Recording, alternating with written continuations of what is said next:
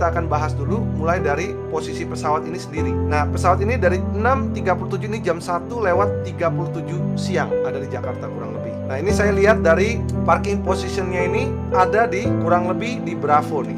Zaman sekarang ini sudah banyak perubahan mengenai tempat parkir pesawat. Cuman ya kita anggap saja pesawat dia ada di sini berdasarkan dengan data itu. Nah, pertama kali jam 6:37 pesawat ini mulai di pushback. Seperti biasa dia akan request pushback clearance. Lihat di jamnya ini masih di menit 37. Biasanya start sequence kurang lebih ya 3 menit sampai 4 menit lah pesawat ini sudah ready for taxi. Ini estimasi aja ya. Dengan CFM memang ada cepet ya start sequence-nya. Nah, ini pesawat sudah dimundurin.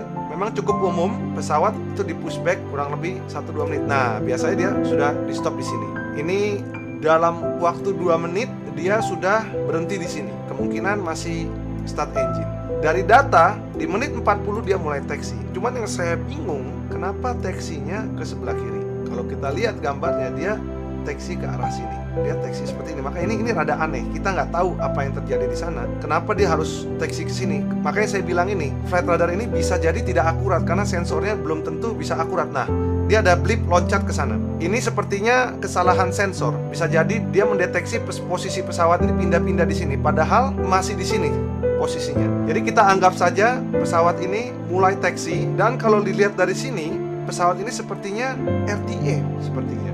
Dia masuk lagi kembali ke apron. Kita bisa lihat selama 40 menit pesawat ini dari menit 40 sampai menit 18 baru dia mulai taxi out.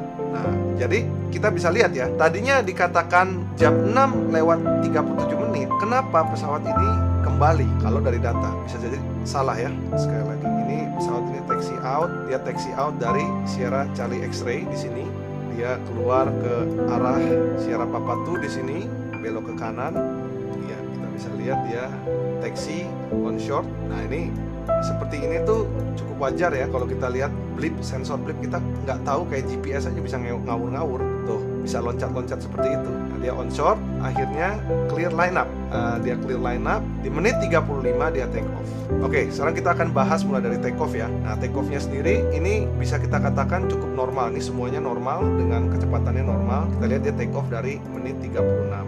Terus dia climbing, dia akan melakukan SID karena dia airway-nya akan menggunakan Whiskey 14 di sini. Nah, dia akan masuk dari Abasa di sini. Ini airway-nya yang akan digunakan ketika kita akan terbang ke Pontianak. So, kita harus entry dari Abasa. Abasa ini SID-nya kalau dari runway 25 right ini adalah Abasa 1 Delta. Di mana Abasa 1 Delta ini adalah turn right direct to Nabil, Putih, Laras, Tombo, Mulan, dan Abasa. Jadi dia harus capai Nabil at 8.000 kalau ngikuti altitude constraint-nya. Dia harus terbang ke sini, runway heading 500, dia belok ke kanan direct to Nabil sampai 8.000. Kita ngikutin constraint-nya untuk menjaga traffic arrival ya, jangan sampai flow-nya terganggu. Tapi ini yang rute yang akan dia jalankan. Dari gambarnya sudah cukup sesuai nih dari gambarnya. Sekarang kita lanjutkan penerbangan kita. Dia terbang di menit 36, dia climb di ketinggian 2000 dengan ground speed-nya masih normal semua di sini. Kita bisa lihat semua track-nya juga masih normal. Dia belok sedikit, dia mulai belok untuk menjalankan SID-nya, atau mungkin dia sudah didirectin. Cukup umum ketika pesawat ini, ketika sudah airborne ini dikasih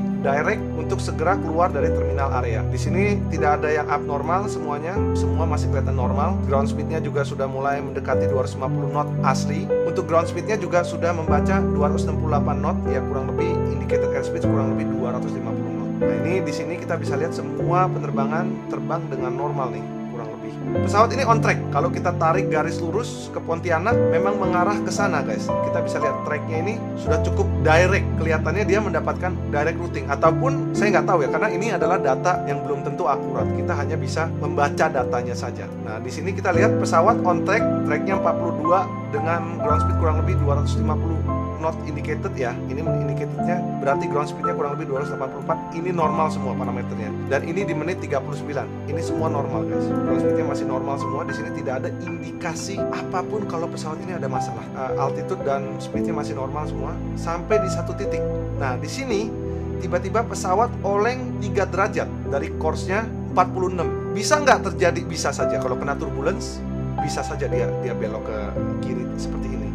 Tapi coba kalau kita lihat lagi, tiba-tiba tidak sampai 1 menit pesawat ini belok kurang lebih dari 46 ke 30, ini sudah 16 derajat off track. Speednya masih normal, altitude masih normal. Ini sesuatu hal yang sudah cukup mencurigakan. Walaupun oke lah, bisa saja kalau kita kena turbulence, kita terpental kembali dan kita masih bisa kembali lagi seperti biasa. Nah, ini sudah mulai mengindikasikan di mana pesawat ini sudah mulai menikung secara steep nih ke kiri. Untuk altitude masih climb perlahan-lahan. Dan di sini sudah terlihat cukup off track. Ini dari 46 derajat pindah jadi 40 derajat. 40 derajat off track, guys. Dari 46 derajat jadi 6 derajat. Kalian bisa lihat. Waktunya 7:40 menit atau 2:40 menit. Kurang dari 1 menit pesawat ini off track 40 derajat. Lihat dari altitude dan speednya ini masih dikatakan cukup normal ya. Kalian bisa lihat ya. Kurang dari 1 menit tiba-tiba pesawat ini menghadap ke kiri. Sangat drastis dan steep. Heading 339. Kurang dari 1 menit tiba-tiba pesawat ini dive down ke 8.900 dari 10.700 turun ke 8.900. Ini 2000-an, guys. Dan tiba-tiba ground speednya menjadi 224. Ini ada kemungkinan indicated airspeed dia bisa jadi di bawah 200 knots. Kalau kita baca dengan kondisi seperti ini ya, bisa jadi di bawahnya. Artinya dengan pesawat di clean configuration sudah cukup beresiko untuk terkena stall. Dan ini sudah terindikasi bahwa altitude-nya dia jatuh, dive down ke 8.950.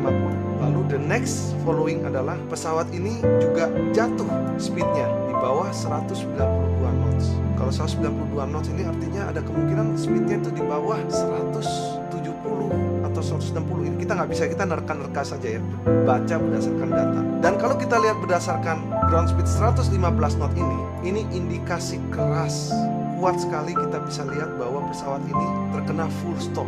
Akan sulit sekali untuk di-recover dengan ketinggian segini. Stall itu apa sih? Stall itu adalah kehilangan daya angkat. Pesawat ini bisa terbang karena adanya daya angkat. Kalau daya angkatnya hilang, pesawat ini tidak bisa bertahan di udara. Kita bisa lihat, ini sudah sesuatu yang sangat nggak normal. Pesawat ini off track dengan kecepatan yang tidak seharusnya dan dengan ketinggian yang tidak seharusnya. Di poin ini paling tidak dia sudah climb di 12.000 atau 13.000. Lalu kita lihat lagi apa yang terjadi selanjutnya.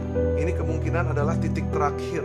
Kalian bisa lihat ya, dari menit 0739 hanya dalam 1 menit pesawat itu jatuh dari ketinggian 11.000 ya. Nih, kurang lebih 11.000. Kalian bisa lihat, dia jatuhnya ke kanan dengan kecepatan yang sangat ekstrim. 358 knot adalah kurang lebih 663 km per jam. Inilah yang saya bisa baca berdasarkan pengalaman saya di aviasi. Saya hanya memberikan gambaran dengan data kalau kita lihat. Karena banyak orang yang penasaran apa arti dari data ini. Jadi ini bukanlah data yang pasti. Kita tidak bisa menerka-nerka, tapi ini hanya baca data apa yang ada di dalam Flight Radar 24. Jadi semoga informasi ini dapat memberikan indikasi awal apa yang terjadi di sana. Tapi sekali lagi, ini bukanlah hal yang terjadi di sana dan belum tentu ini benar. Ketepatannya bisa kita katakan 30% bahkan 20% saja. Saya hanya membacakan ini hanya untuk memberikan gambaran bagi orang-orang yang penasaran. Jadi sekian, terima kasih sudah menonton video ini.